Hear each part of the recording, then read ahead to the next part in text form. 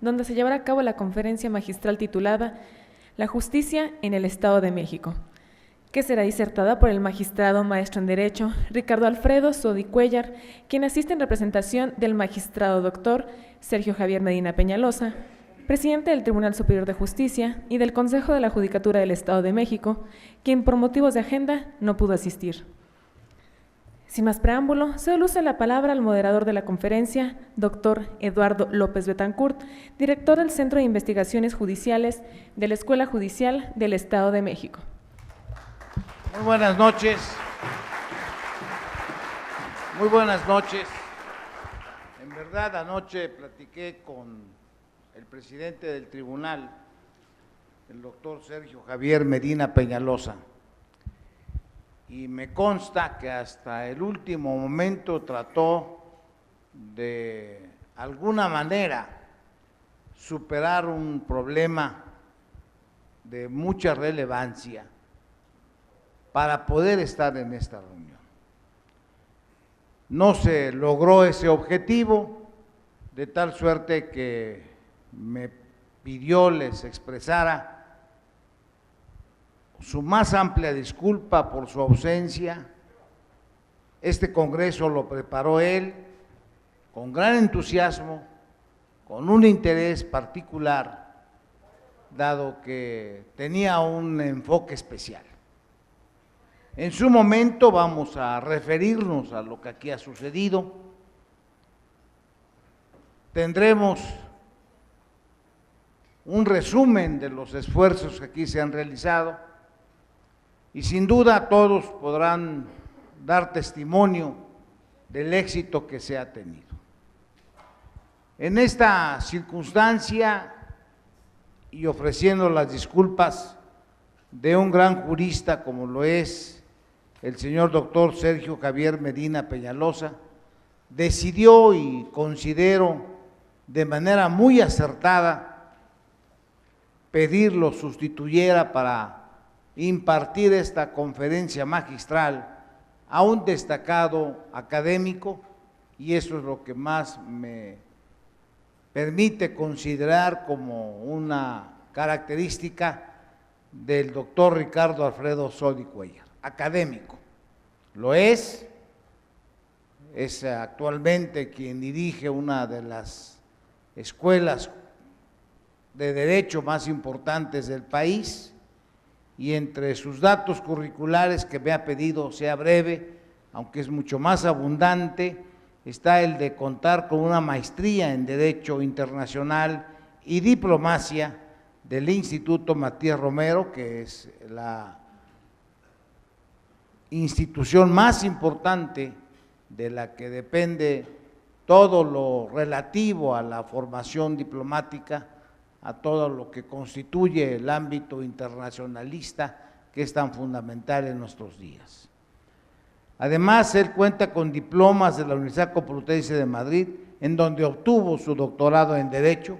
Esta institución es la más relevante de todo el mundo hispano. Es autor de varios libros sobre temas especializados. En particular, debo precisar sus conocimientos en Derecho Constitucional y Derecho Militar. Es miembro de la Legión de Honor y tiene diversidad de actividades profesionales, como ya lo señalé, director de la Facultad de Derecho de la Universidad de Anáhuac y magistrado del Tribunal Superior de Justicia de esta entidad. Les ruego pues que recibamos, como corresponde a una personalidad de la calidad de don Ricardo Alfredo Sodi Cuéllar, con un aplauso, y son tan amables. Adelante, Ricardo. Muchas gracias. Muchísimas gracias, estimado amigo, doctor López Betancourt. Para mí es un privilegio estar aquí con ustedes. Me dejan la vara muy alta porque las conferencias de mi querido amigo y señor presidente del tribunal siempre son espectaculares. Yo haré lo que esté a mi alcance para que en esas, creo que nos quedan 3 horas de conferencia, me dijeron a mí, ¿verdad? La pasemos a gusto, ¿verdad? Y haya tiempo todavía para un par de preguntas y respuestas. Estuve buscando, cuando caminaba en los tiempos que paso en el coche vi una frase que decía: la mejor forma de predecir el futuro es crearlo, y se la atribuían a Abraham Lincoln. Y yo me puse a investigar y resulta con que la propuso Peter Ferdinand Drucker, un abogado austriaco, especialista en el desarrollo de una nueva tendencia en el derecho, que es precisamente el compliance ético, una figura que, aunque viene del inglés, se está difundiendo enormemente. Y una frase simpática de Woody Allen, que señaló que me interesa el futuro porque es el sitio donde voy a pasar el resto de mi vida. Y en ese sentido, yo he querido hacer un análisis de prospectiva hacia dónde va el derecho en México, cuáles son las tendencias de la venida del derecho, la tendencia regulatoria a nivel global, a nivel nacional, a nivel local, y hacer un análisis de prospectiva. Dicen que es más fácil ser historiador que profeta, sin embargo, bueno, vamos a hacer un intento de hacer un análisis de prospectiva y ver qué es lo que podemos encontrar. ¿Qué observo yo en la tendencia regulatoria? La tendencia regulatoria va a fijar un impacto determinante en el marco normativo mexicano, también en la formación y capacitación de los especialistas jurídicos, en la captación de inversión extranjera, en el crecimiento y desarrollo económico, en el diseño y construcción de las políticas públicas. Esa tendencia que va a marcar todos estos cambios e impacto en estos temas, yo la he clasificado en tres grandes tendencias: una tendencia global, megatendencia regulatoria, una tendencia regulatoria nacional y una tendencia regulatoria local. Y me voy a explicar al detalle en cada uno de estos temas. Considero que hay varios eventos, varias megatendencias, tendencias globales que se han presentado a lo largo de los últimos 70 años, que nos han fijado un rumbo en el desarrollo del derecho.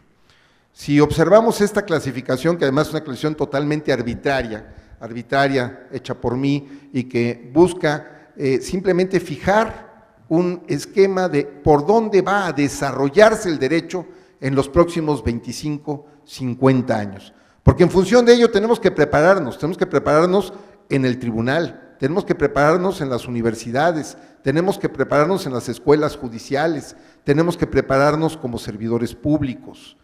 En principio, la tendencia a partir de la Segunda Guerra Mundial fue la Guerra Fría, el mundo bipolar, el orden establecido, el establishment, donde había un bloque soviético, un bloque pro-norteamericano, un bloque occidental, y ese gran entente mantenía la paz, el orden y la concordia internacionales.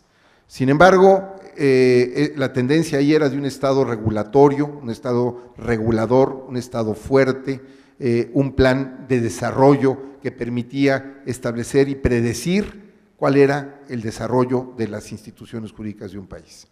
La caída del muro de Berlín fue un parteaguas, un símbolo, un antes y un después.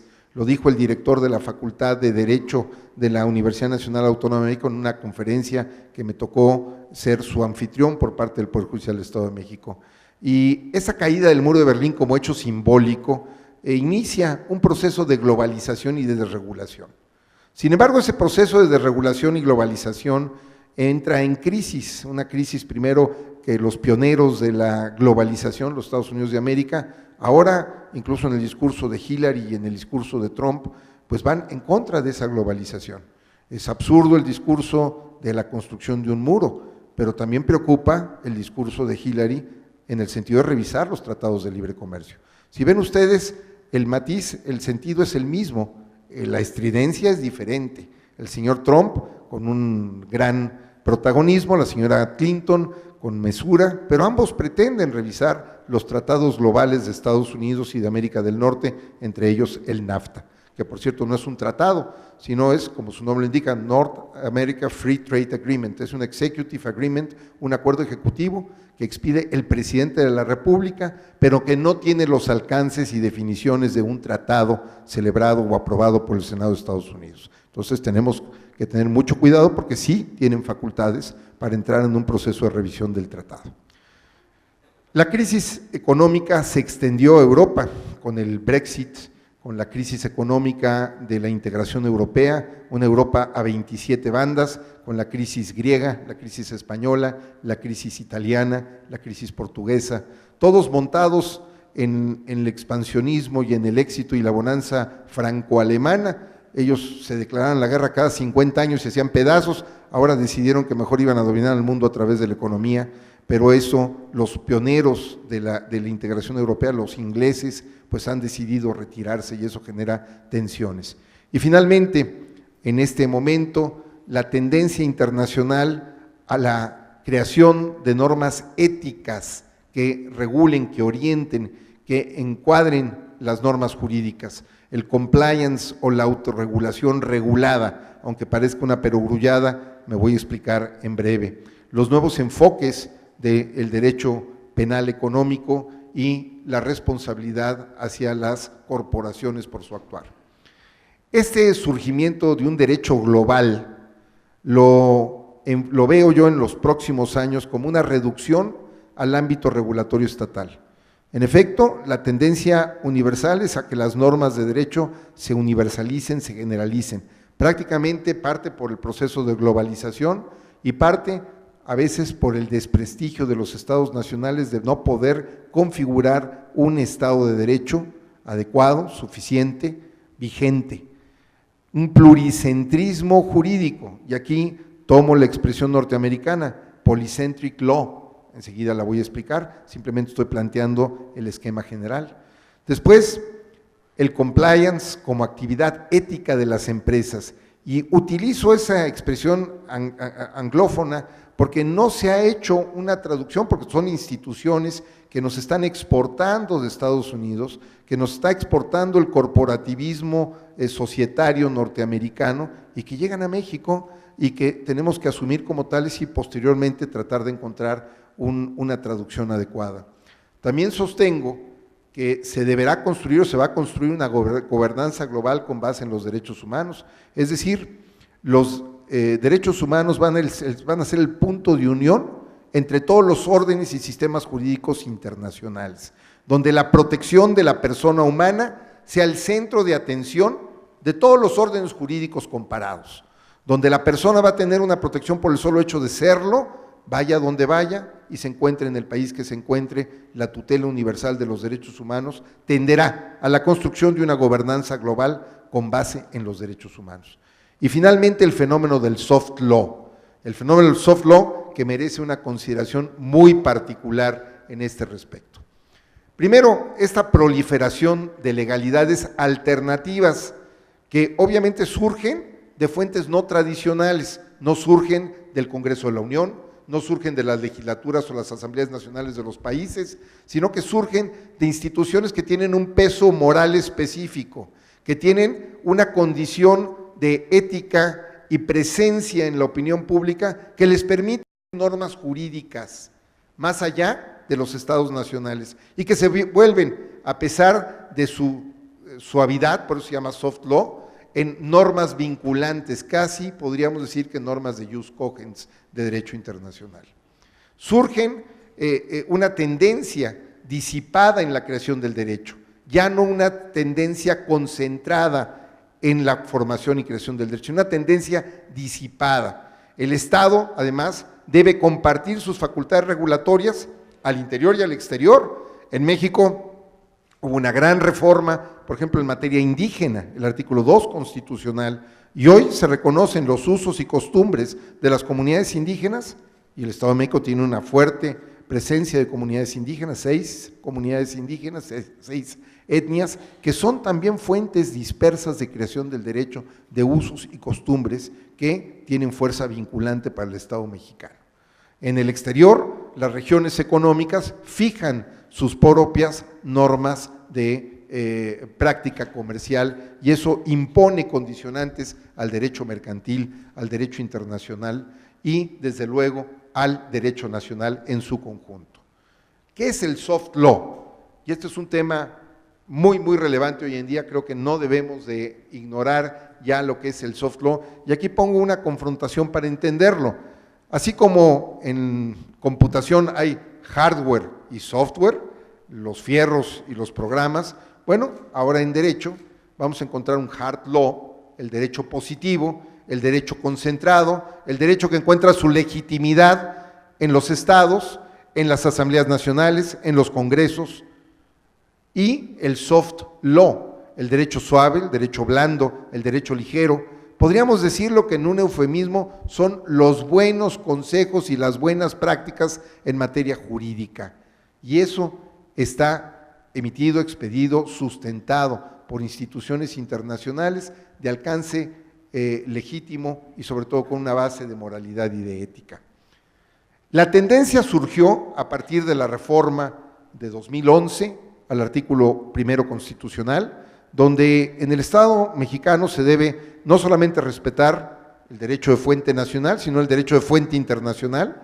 Tiene carácter obligatorio la jurisprudencia interamericana y se han creado bloques de convencionalidad y constitucionalidad para resolver problemas tales como la jerarquía normativa, que hoy sufre también un cambio. La jerarquía normativa formal desaparece y ahora la tutela de los derechos humanos y la máxima protección es lo que define la jerarquía de las normas jurídicas y es un cambio de paradigmas fundamental.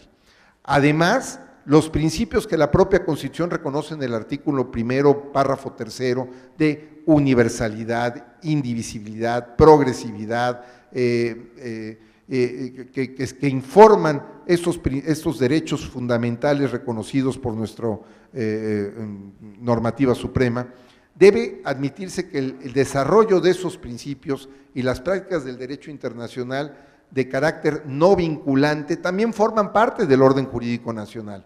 Es decir, esas normas de soft law, de derecho suave, están previstas en instrumentos, declaraciones, proclamas, protocolos, normas uniformes, directrices, recomendaciones aceptadas por la mayoría de los estados y es ahí donde obtienen su legitimidad. Este soft law carece de eficacia obligatoria formal, no son formalmente obligatorias, pero su contenido es útil para que los estados en lo individual guíen la práctica y el mejoramiento de sus instituciones encargadas de vigilar, promover, proteger el respeto a los derechos humanos y construir una cultura de tolerancia y respeto a los derechos humanos.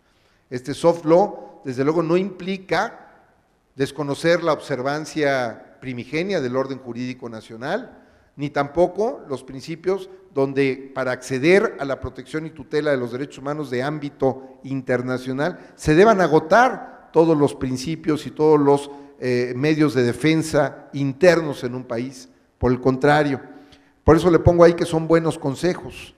Claro, los buenos consejos poca gente los entiende y los atiende, pero siempre es sano y razonable escucharlos y obedecerlos. El soft law son esos buenos consejos que emiten instituciones de gran prestigio internacional que se vuelven normas prácticamente obligatorias porque la mayoría de los estados las aceptan como tales. Entonces aquí estamos ante la presencia de la creación de normas jurídicas vinculativas, prácticamente de naturaleza imperativa, y como son tutelares de derechos humanos, tienen un rango superior porque precisamente tutelan los derechos humanos y eso le otorga una jerarquía de preeminencia respecto al orden jurídico nacional.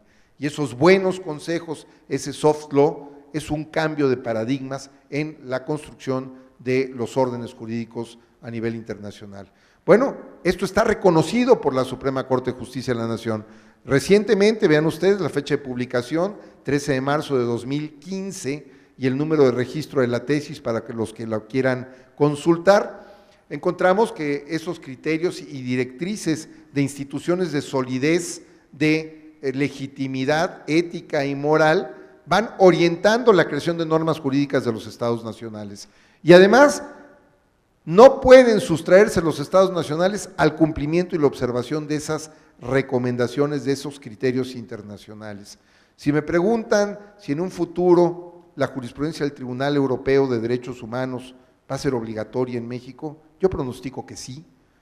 Si ustedes me dicen que las recomendaciones de los comités de vigilancia de los diferentes tratados en materia de derechos humanos que supervisan el cumplimiento, lo que es el compliance internacional de las normas de derechos humanos, van a ser obligatorias en México, pronostico que sí. La misma Suprema Corte reconoce la validez de esto, inclusive a instituciones tan sólidas como el Ministerio Público. Señala la Suprema Corte Mexicana que las directrices sobre la función de los fiscales, que esa palabrita me choca porque son agentes del Ministerio Público, tiene una connotación más sólida, pero bueno, vamos a llamarles como le dicen así, fiscal es el que cobra impuestos, pero bueno, no ministerios públicos. Son aprobadas por el 8º Congreso de Naciones Unidas sobre Prevención del Delito y Tratamiento del Delincuente, la Convención de La Habana de 1990. Es un soft law y establece parámetros útiles para mejorar las prácticas de investigación empleadas por los agentes del Ministerio Público y la Policía Ministerial. Vaya, en justicia para adolescentes contamos con las reglas de Beijing. ¿Es una norma obligatoria? No. Son buenas prácticas, buenos consejos que es recomendable aceptar para sustentar, mejorar la motivación de una resolución o inclusive para legitimar la toma de una decisión. Solo en materia de justicia para adolescentes y la prisión que puede derivar o la privación de la libertad que puede derivar de ello. También en materia de indigenismo o extranjeros detenidos, bueno, hay un principio de los principios para la protección de todas las personas sometidas a cualquier forma de detención o prisión emitido por la Asamblea General de la Organización de las Naciones Unidas. ¿Eso es una norma jurídica? No, no lo es. Es una norma de derecho suave, es una norma de soft law, pero no habrá país que no respete esta cuestión, sobre todo en el tema de los indígenas o las personas que no conozcan el idioma español y no tengan capacidad para entenderlo. Es más, ahora en protección y tutela máxima de los derechos humanos, se establece que inclusive para las comunidades indígenas, el que asista a la persona que es sometida a un proceso penal, a un justiciable, tiene que conocer no solamente su lengua, sino su cultura y sus tradiciones. Incluso ponía yo un ejemplo muy peculiar. Supongamos que a un juzgado de control llega un indio navajo, ¿verdad?, del sur de Estados Unidos, pero como indio navajo formaba parte de Mesoamérica y esa parte pues fue parte algún tiempo del territorio mexicano. En consecuencia, es una comunidad étnica que formó parte de las culturas originarias de la Mesoamérica y Mesoamérica fue completamente parte del territorio mexicano hasta 1848. Luego entonces, ¿le asisten los derechos a ese indio navajo? Si todos vieron una película buenísima que se llama Los Códigos de Guerra, recordarán que usaban el navajo para comunicarse en tiempos de la Segunda Guerra Mundial, porque era la única lengua ininteligible, que no tenía parangón ni comparación con ninguna otra en el mundo. Ahora nos cae un indio navajo, ¿y qué vamos a hacer? Traductores del navajo al español están escasos, están muy escasos, tendremos que consultar a Nicolas Cage, el de la película. Bien, pues está un poco complicado. Ahí la solución mexicana al problema navajo, bueno, ahora es parte de los Estados Unidos, si trae pasaporte americano, cumplimos con avisarle al consulado norteamericano y ponerle un traductor de inglés a español, y se acabó. Sin embargo, pongo ese ejemplo absurdo para que comprendan ustedes cuál es el alcance de esas normas reguladoras de derecho suave, de soft law, que van fijando improntas en la construcción del orden jurídico mexicano. En materia fiscal, la más dura que puede haber, porque el Estado protege mucho la construcción de su patrimonio, de su hacienda pública, pues ahora el Comité de Asuntos Fiscales de la OCDE establece una serie de lineamientos o comentarios orientadores que son fuentes de interpretación de los tratados bilaterales en materia fiscal sobre temas de doble tributación. Ah, caray, entonces ahora tenemos también los derechos de los contribuyentes en materia de doble tributación tutelados por normas de soft law.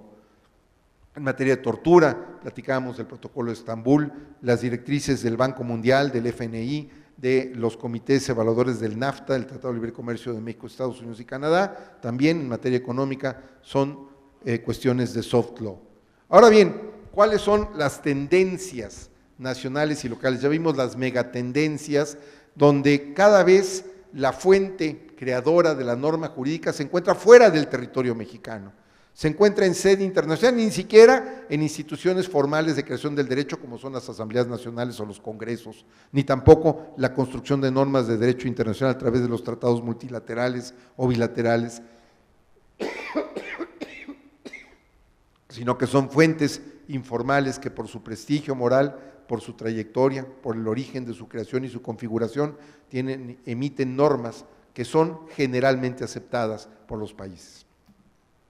¿Qué observo yo para México? Muchas gracias, doctor. ¿Qué observo yo para México? Primero, pronostico un fenómeno de hiperregulación constitucional cada vez más exacerbado. Pronostico que la jerarquía normativa con base en la máxima de la tutela de los derechos humanos va a ser la norma general y seguramente los criterios y de interpretación que la Corte vaya a tomar en un futuro van en ese sentido, aunque ha habido un proceso regresivo, precisamente en la contradicción de tesis 293 de 2011. Considero yo que ese es un criterio que va en contra del principio de progresividad y no regresividad, pero yo creo que la Corte volverá a tomar su rumbo en futuras integraciones probablemente. Pronostico y lamento un fortalecimiento del centralismo consecuente a un debilitamiento del federalismo mexicano. También observo un debilitamiento financiero de los estados, que atenta evidentemente contra su autonomía. El soft law nacional cada vez es más frecuente, los protocolos de la Corte, sobre todo en materia de equidad de género, en los protocolos tratándose de impartir juicios están vinculados menores de edad, tratándose de miembros de comunidades indígenas, son un soft law nacional que emite la Corte, que se está convirtiendo con este esquema en una legisladora. Está asumiendo funciones que le corresponden al Poder Legislativo. Y dice, obviamente le pregunto uno a un ministro de la Corte, va a decir que no, son buenos consejos, síganlos, ¿verdad? Y nosotros somos jueces, somos muy pacientes y tolerantes con los consejos que nos dan las autoridades federales, porque si no, conceden el amparo y hay que repetir todo el trabajo y eso no nos gusta, ¿verdad? Bien, el desarrollo de la justicia alternativa, ¿no es así, mi querida Martita? El desarrollo de la justicia alternativa va a tener un impacto fundamental. Considero yo que la formación de especialistas en materia de justicia alternativa debe de incrementarse en las universidades, en las escuelas judiciales, en el Poder Judicial. Y también pronostico que la reforma laboral, por presiones internacionales, va a ser transformada completamente. El tripartidismo laboral creo yo que está llegando a un agotamiento del modelo y muy probablemente tengamos que prepararnos en los poderes judiciales locales para recibir a los tribunales en materia laboral y que la justicia laboral local, porque es una justicia concurrente, pues pase a los tribunales superiores de justicia locales y a nivel federal lo propio con el Poder Judicial de la Federación. Fíjense ustedes, para sostener esta afirmación de un debilitamiento del federalismo y de una hiperregulación constitucional, simplemente basta un poquito de numeralia constitucional. Nuestra Constitución tiene 136 artículos y muchísimos transitorios, desde luego. Al 15 de agosto de 2016, cifra oficial, 699 reformas y adiciones ha tenido nuestra Constitución. Pero el que más se ha reformado es el artículo 73. El artículo 73 que señala cuáles son las atribuciones del Congreso de la Unión. Es decir, nuestro sistema se sustenta en el principio de residualidad. Artículo 124. Aquellas facultades que la Constitución no confiere a los funcionarios federales se entienden reservadas a los estados. Luego entonces, si se reforma el artículo 73 y se le adicionan 77 reformas, ¿qué significa? Que 77 espacios normativos residuales para las entidades federativas han pasado ahora a la égida del Poder Legislativo Federal. Es decir, vamos en contra del federalismo. Por mucho que se diga que nuestra tendencia es federalista, la realidad es que no. Vean ustedes, solamente 22 artículos constitucionales conservan su texto adicional. El único que destaca ahí es el 13, que se refiere a la justicia militar. Eso sí, ese artículo no se toca ni con el pétalo de una reforma constitucional, porque hay que tocar tema con los militares y eso está un poquito complicado. Desde luego, otros artículos que no tienen mayor trascendencia y que incluso ya son de disposiciones nominales no normativas que no tienen una vigencia fáctica, pues ahí siguen, pero eso no tiene mayor importancia. Los artículos realmente importantes como el 73 han sido altamente reformados. Aquí les puse una numeralia, desde luego esta presentación se las enviaré por correo electrónico a quien me la solicite con todo gusto y afecto, es simplemente checa. Cuidé mucho de que el número de 699 coincidiera con el número anterior, lo hice con Excel para que no me equivocara, pero esas vergüenzas las pasa uno aquí delante de auditorios tan destacados, da mucha pena. Bueno, el que menos reformas emitió fue Emilio Portes Gil, fue el que menos promulgó reformas a la Constitución, pero porque no le dio tiempo, fue un presidente interino simplemente entre Plutarco Elías Calles y Pascual Ortiz Rubio. Adolfo Ruiz Cortines, pocas pero sustanciosas, darle el voto a la mujer y los derechos de plena ciudadanía a la mujer, pero yo creo que pocas reformas pero sustanciosas, creo que la más importante que ha tenido la Constitución en ese sentido. Quienes más han reformado la Constitución son el presidente Calderón Hinojosa y el presidente Peña Nieto. Hoy por hoy ya la medalla de oro la tiene nuestro señor presidente, don Enrique Peña Nieto, con 147 reformas y adiciones a la Constitución. Vean ustedes simplemente en palabras, aquí qué ociosidad, ¿verdad? Pero ahora con las computadoras se puede hacer esto y más. Nuestro texto original tenía 22.057 palabras, se le han adicionado 26.500, hoy tenemos 48.600 palabras, creció en un 220% simplemente el contenido de la Constitución. Ese es el fenómeno de la hiperregulación. Pasamos de ser una Constitución de principios a una Constitución hiperregulada. ¿Y eso por qué? Bueno, desde luego, por un fenómeno de naturaleza política. Si ustedes observan, la gran mayoría de las reformas las hacían los presidentes en el culmen de su poder político, cuarto, quinto año de gobierno, ¿verdad? Pero el presidente Peña Nieto hizo su reforma trascendente estructural al inicio de su gobierno, pero para ello tenía que hacer un pacto político, de lo contrario no podía hacerlo, y ese pacto político pues tiene que tener obviamente costos políticos, doy para que des, hago para que hagas, ¿verdad? Inclusive este nuevo ejercicio constitucional de la Constitución de la Ciudad de México es uno de esos intercambios que se hicieron por el Pacto por México.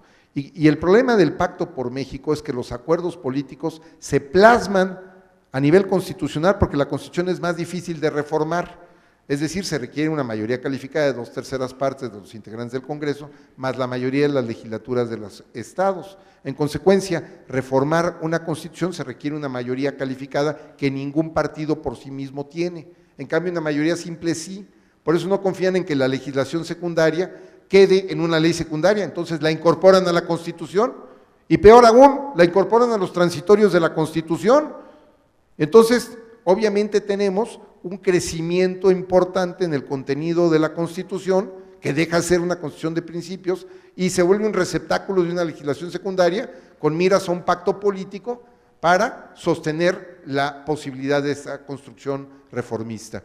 Y esa hiperregulación constitucional se materializa también en los transitorios. Si ustedes analizan la reforma energética, la ley reglamentaria de la reforma energética son los transitorios constitucionales, ahí se pacta inclusive hasta los 4 modelos de contrato que pueda hacer el Estado mexicano para la explotación de los hidrocarburos y de la energía en México.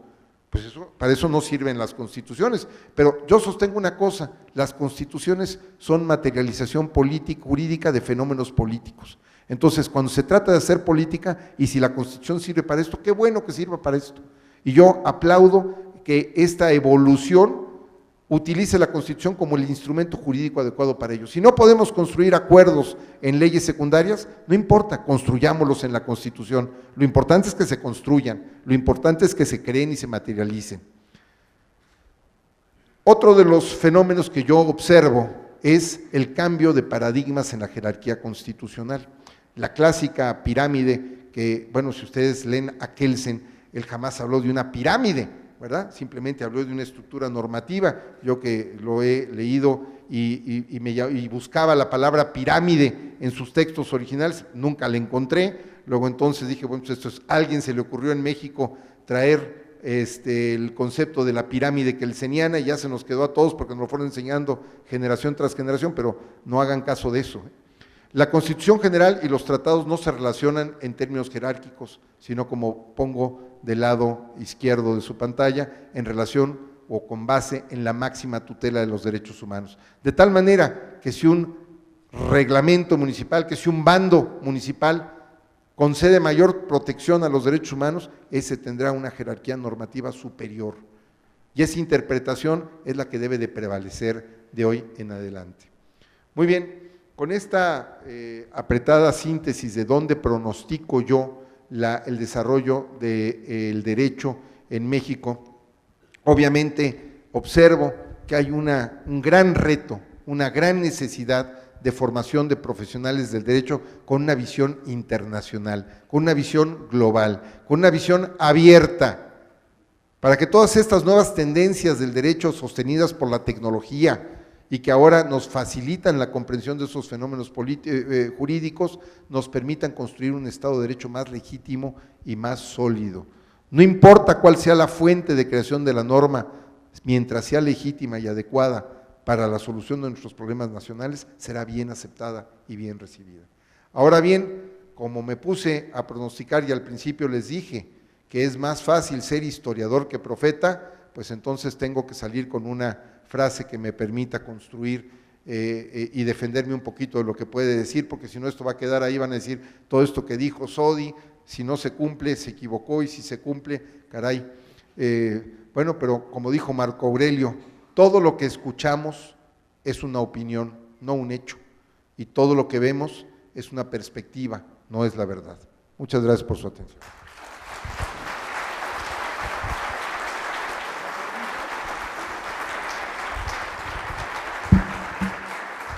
Sin duda se pudo apreciar talento, cuidado, precisión en todo lo que ha señalado el maestro don Ricardo Alfredo Sodi Cuéllar. Destaquemos la claridad, su preocupación por los derechos humanos, las alternativas que implican los mismos sobre un derecho duro o un derecho suave. Aquí aparecerán siempre en el ámbito penal consideraciones dentro de ese marco, como aquello que se precisa en que haya cero consideración para el delincuente. En todo este renglón el maestro Sodi nos deja, insisto, la claridad. Señaló su punto de vista sobre el centralismo y el federalismo, manejó el tema del orden constitucional y jurídico y al final dejó una preocupación sobre las importantes alternativas a las que tenemos que estar muy atentos. La de la justicia alternativa, que es evidente, se va a requerir de un mayor esfuerzo de todos, y lo que es indudable una realidad, el ámbito laboral se incorpora totalmente al Poder Judicial, no solamente a nivel federal, sino también local. Es en este sentido que con la autorización del maestro Sodi podremos recibir 2 o 3 preguntas de ustedes. Si son tan amables al hacer su pregunta, les ruego lo hagan mencionando primero su nombre y la pregunta que sea precisa para que tengamos el honor de escuchar la respuesta del maestro Sodi. Adelante, quien quiere formular un planteamiento, por favor, si es tan amable, magistrado. Te paso la bocina, ya viene. Gracias.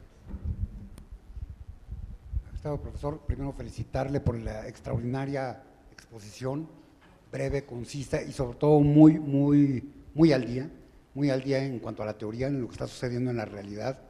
Mi nombre es Víctor Navarrete Villarreal, estoy a cargo del Centro Estatal de Mediación, Conciliación y de Justicia Restaurativa del Poder Judicial del Estado. Soy de renombramiento reciente, sucedí a grandes mujeres, aquí está la magistrada, y yo creo que sí, bueno, independiente, no quiero hacerle mi comentario respecto a la justicia alternativa. Es evidente que es una de estas partes del soft law que tienen no menor, yo creo que es grandísimo y que correrá paralelamente o junto con el movimiento de derechos humanos. Son cosas que no creo que tengan vuelta atrás. Me llamó mucho la atención una paradoja que usted señaló. Yo no sé si usted es político, académico o jurista, pero me llamó mucho la atención el problema de la hiperregulación en la Constitución. Usted señalaba muy claramente, es preferible llegar a acuerdos que se plasmen, acuerdos políticos que se plasman en el derecho, aunque sea en la Constitución, y a mí sí me preocupa, porque va a llegar un momento en que todo lo vamos a querer subir a ese nivel. Y ese soft law y esas buenas prácticas, ese derecho vinculante, erga omnes, como el jus cogens, que en lo que se está convirtiendo todo el sistema mexicano de derechos humanos, ¿dónde queda? Si usted mismo señala, si en un bando o en una regulación de nivel jerárquico relativamente bajo se otorga un beneficio mayor a la persona humana, ese prevalecerá por encima de la Constitución o de un tratado internacional en la Constitución. A mí me preocupa esa hiperregulación y ese centralismo. Yo no lo veo tan bien, pero usted toma una postura muy práctica, yo por eso lo digo de broma y con afecto, muy política, decir, bueno, es mejor tener el acuerdo en la Constitución que no tener nada. Pero a mí sí me preocupa que lo estemos llevando todo a ese nivel. No sé si usted tenga alguna reflexión adicional al respecto. Y muchas gracias por la excelente conferencia. Muchas gracias por sus palabras. Y bueno, el tema de la hiperregulación constitucional, pues es un hecho, se está dando precisamente para materializar esos acuerdos a nivel constitucional y que un partido con una coyuntura mayoritaria, circunstancial, no puede echar abajo una legislación secundaria que haga nugatoria una reforma constitucional. Esa es la esencia de esos acuerdos, pero hay una redondilla que dice, una reforma constitucional es jurídicamente necesaria cuando sea políticamente conveniente, y será políticamente conveniente cuando sea jurídicamente necesaria. Eso nos lleva a una vinculación en redondo de la política y el derecho, que se materializa en las normas del derecho constitucional. Maurice Harieu, el eminente constitucionalista francés, señalaba que la Constitución es la materialización jurídica de fenómenos políticos. Y si el fenómeno político que actualmente vivimos en México necesita una forma de expresión, ese será el derecho constitucional, no tiene otro. Y si los acuerdos políticos tienen que vincularse, materializarse a nivel constitucional, pues bienvenidos, porque peor sería no tenerlos.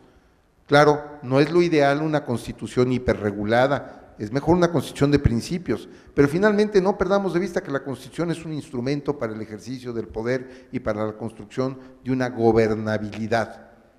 Ahora, el soft law, independientemente de que se materialice en la constitución, eso no va a suceder como tal, porque el soft law es de una dinámica creativa muy rápida. Es más, se está generando con una velocidad que no imaginamos, que con la distribución de las redes sociales y la integración de las redes sociales cada vez se difunde más esa tendencia. Inclusive vamos atrás de la tendencia. Yo respetuosamente hacía una observación a la iniciativa que manda el presidente de la República en materia de matrimonios igualitarios. Bueno, pues ya está resuelto el problema por la Corte, ya está resuelto el problema por el soft law. ¿Para qué queremos una reforma constitucional que nada más va a enfrentar posiciones políticas y que va a generar un innecesario debate? Totalmente innecesario, porque ya son reformas o normas que han sido interpretadas por la Suprema Corte. Y entonces ese problema de que eso se lleve a la Constitución no va a suceder, porque finalmente ahí quedan esas iniciativas en la congeladora legislativa y no van a caminar. El soft law, la ventaja que tiene es que el dinamismo propio del soft law, el dinamismo y la legitimidad de la creación de esa construcción jurídica. Y desde luego yo creo que no debe de preocuparnos este fenómeno de utilización de la Constitución como un instrumento de vaciamiento político o de construcción política. La Constitución americana, decían, bueno, tiene 29 enmiendas y prácticamente está inalterada. Bueno, es que es una construcción totalmente diferente. La Constitución americana también se modifica. Si ustedes ven el texto original de 1787-89, que aprobó la Convención de Filadelfia, no le han cambiado un punto y una coma desde entonces. Bueno, pero tiene 29 enmiendas. Lo que pasa es que es una Constitución pétrea que se enmienda y así se va avanzando, pero la Constitución americana se interpreta a golpe de sentencia y se crea la diferencia entre el law y el act. Law, que es la interpretación de los tribunales, de la norma constitucional, que va fijando las grandes líneas del derecho. Y vean ustedes, en el tema, por ejemplo, de la interrupción del embarazo, pues el caso Roe versus Wade, 1973, 60 años, 40, 50 años antes que México, ¿verdad? Se discuten esos temas. Por eso la actuación de los poderes judiciales creo yo que lleva a la vanguardia de la construcción jurídica, porque nosotros como jueces, como magistrados, como operadores jurídicos, los defensores públicos, los agentes del Ministerio Público, pueden recurrir a esa fuente maravillosa del soft law para justificar sus pretensiones, sobre todo en materia de tutela de derechos humanos, y vamos a tener un derecho creativo en sede judicial, inclusive la emisión de protocolos y criterios regulatorios que orienten con gran legitimidad, porque venturosamente los poderes judiciales de las entidades federativas gozan de legitimidad y respeto, y el Poder Judicial de la Federación no se diga, y en consecuencia pueden construirse un derecho con base muy legítima y sostenible, que vaya a competir, pero a competir en buen plan con el derecho de sede legislativa que se crea en las cámaras locales y federales. Ese es mi pronóstico, hacia allá creo que va el derecho. Claro, como les digo, me puedo equivocar, por eso la frase de Marco Aurelio que me salva, ¿verdad? Ahí es la salvación que le pongo. Y en relación a su pregunta, que si soy político, si soy académico o si soy jurista, pues yo creo que las tres cosas, porque a mí me gusta el derecho constitucional y no se puede desvincular el derecho constitucional de la política, porque si no seríamos académicos de laboratorio. Hay que y tampoco me gusta soslayar preguntas, sino enfrentarlas y responderlas. Muchas gracias por su pregunta. Muchas gracias al maestro Sodi. ¿Alguien más podríamos considerar? Adelante, si es tan amable. Sí, buenas tardes. Mi nombre es César Galindo Morales. La pregunta va en el mismo sentido. Usted mencionó a Peter F. Drucker. Visto a recordar, obviamente, en la década de los 80, mi época de estudiante en administración de empresas, y bueno, cuando habla precisamente de, bueno, a Peter F. Drucker lo conocí como administrador público, y sabemos que muchos académicos han transitado por diferentes carreras, digo, no es la única excepción, es mi caso, como administrador público, como politólogo y como abogado. Luego entonces, que menciona precisamente a Peter F. Drucker y que habla precisamente de esta tricotonomía o este trinomio indivisible, administración, política y derecho, y que usted menciona precisamente la cuestión del hard law y, bueno, y el soft law, me hizo recordar precisamente la cuestión de que en toda organización prevalece una organización formal y una organización informal, y que de alguna manera existen pautas de conducta que son las que prevalecen dentro de la sociedad. Desde su punto de vista, ¿cuál tendría más peso hoy día, el hard law o el soft law? Voy a contestar directamente.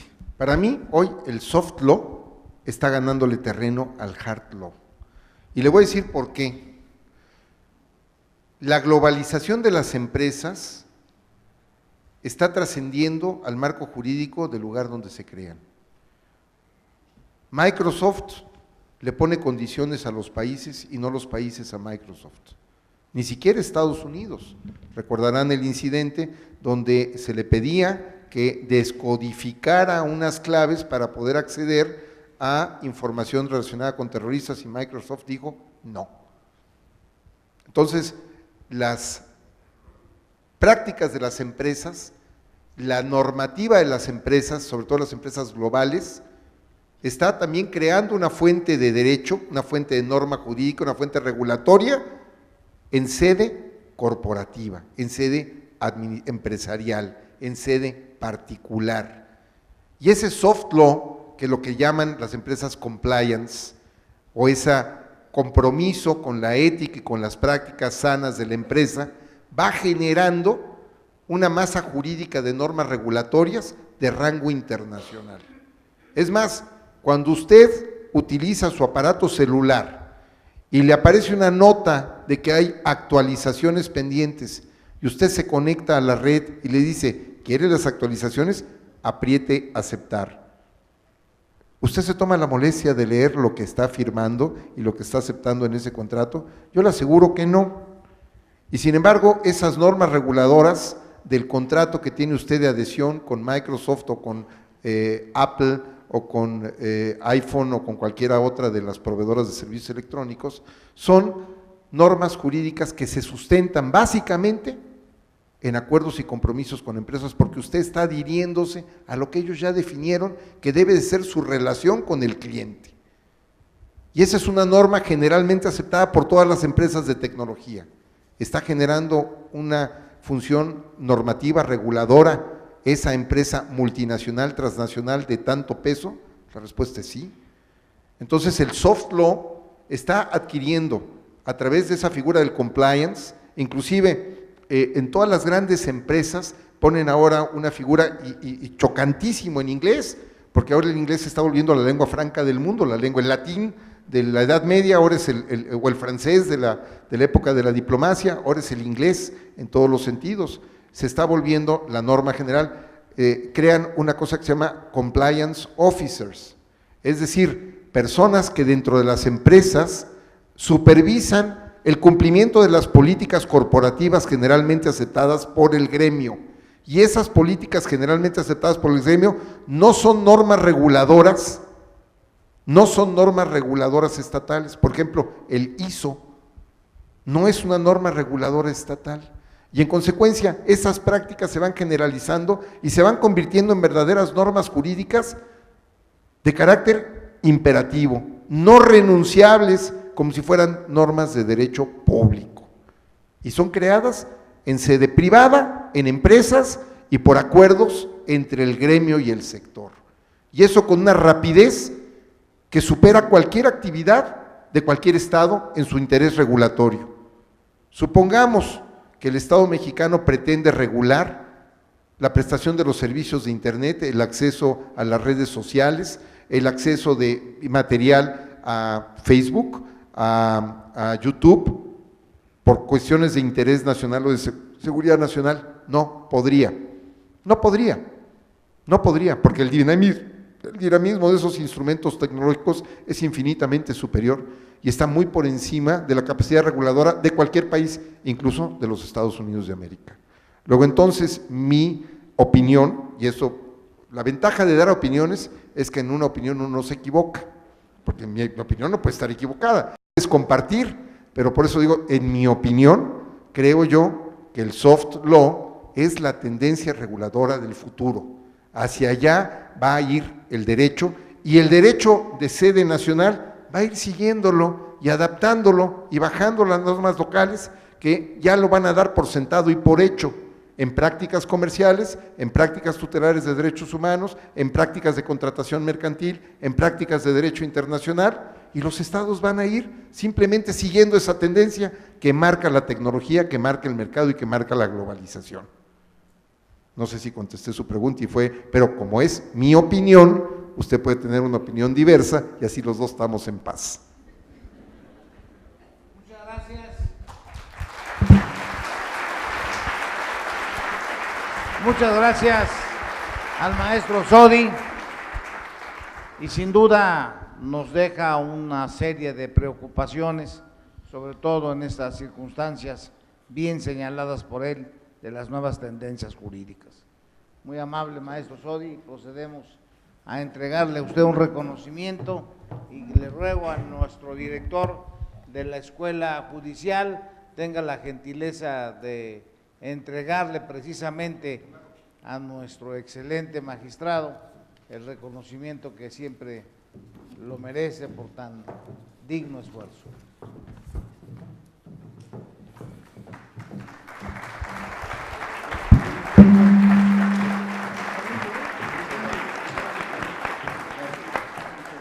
Asimismo, el doctor Joaquín Mendoza Esquivel hace entrega de un reconocimiento al doctor Eduardo López Betancourt por su destacada participación como moderador.